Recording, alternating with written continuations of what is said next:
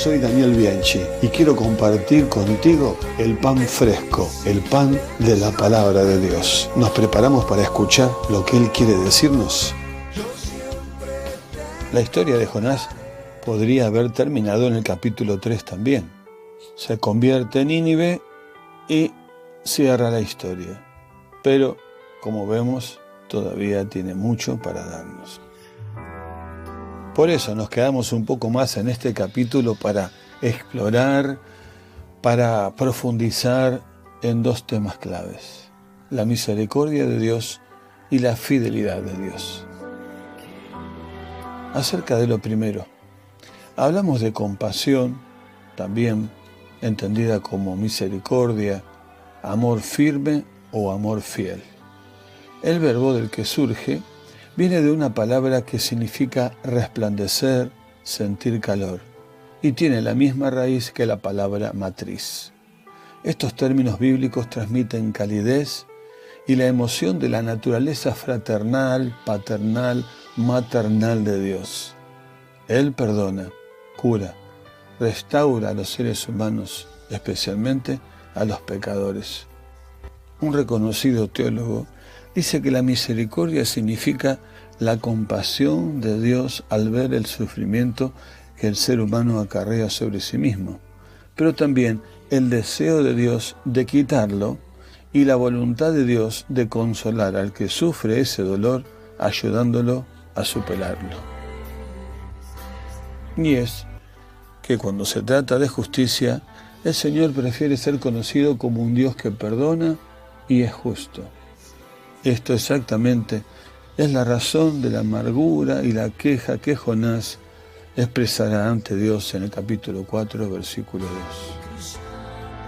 La disposición de Dios a cambiar un juicio estricto por misericordia y compasión es parte de su carácter desde el principio de su trato con Israel.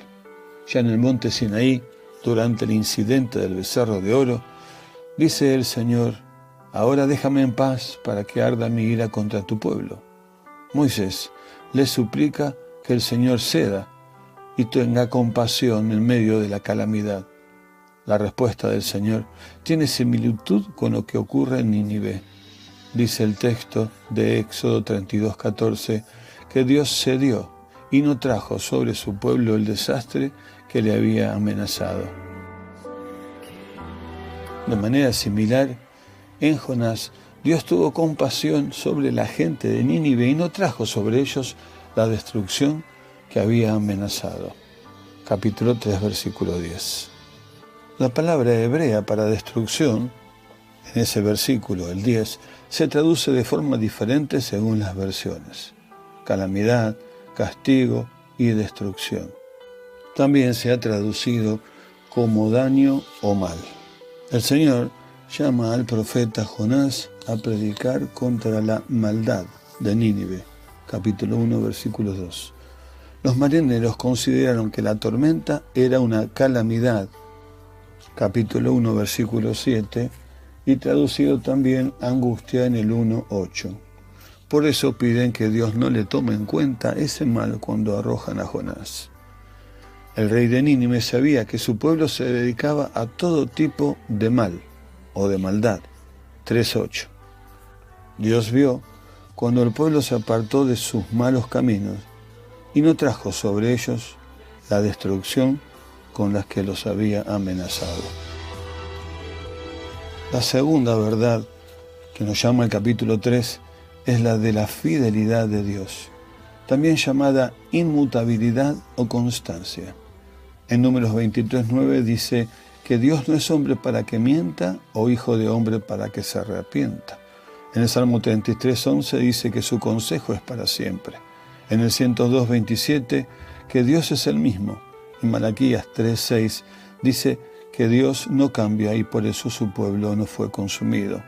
Más adelante Santiago dirá que en el Padre no hay cambio ni sombra de variación.